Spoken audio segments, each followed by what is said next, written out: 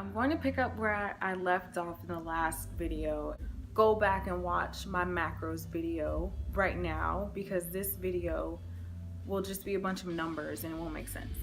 Then come back to this video. I'm going to explain how you get started, how many calories you need to eat, and how to calculate them and how to track them.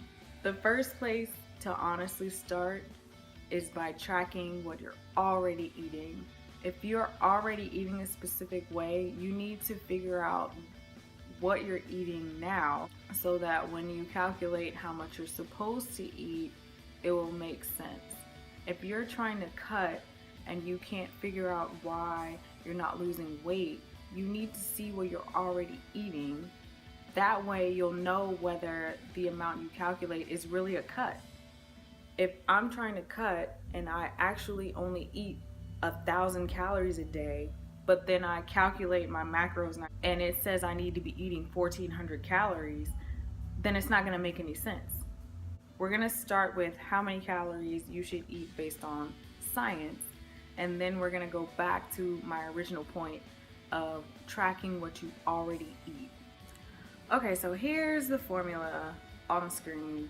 I'm not going to read it. For your resting energy expenditure. If you laid in bed all day and just blinked and breathed and did nothing else, if you just existed, this is how many calories your body is using on a daily basis. Now that you have this resting rate, you'll need to figure out how many calories you'll need to actually move.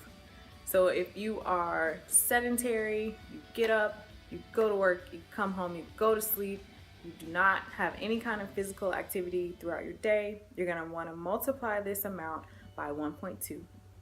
If you are lightly active, meaning you get up, go to work, you may do a walk at night or you chase your kids around, then you'll need to multiply by 1.375.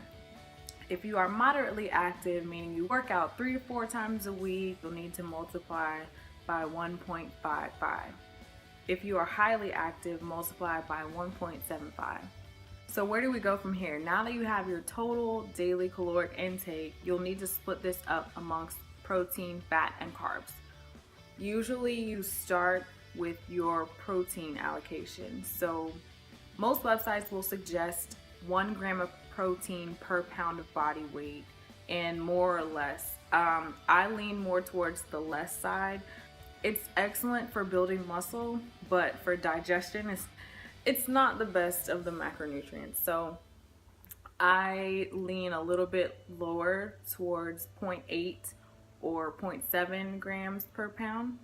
So if I was 100 pounds, then I would eat 70 grams of protein instead of 100 grams of protein. This is going to be based on what you think you should eat. Next, it's going to be fats. We're going to start probably with 25 to 30% of your caloric intake being fat, and the rest will be allocated to carbs. Once you have all this broken out, if you're trying to lose weight and you want to cut calories, then you'll need to take away 250 to 500 calories. If you are trying to bulk or gain weight or put on muscle, then you will need to add 250 to 500 calories. If you're trying to bulk, you probably want to allocate it to carbs though, or fat, not protein.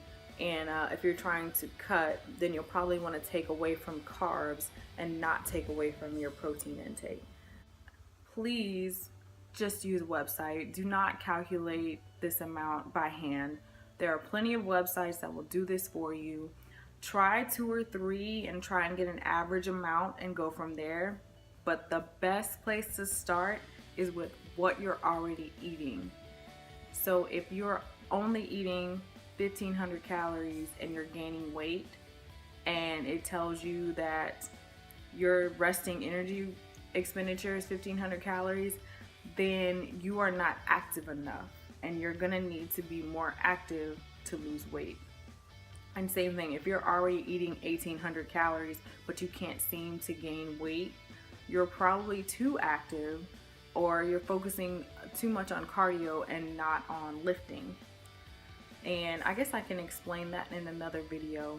If you guys want to see that, let me know.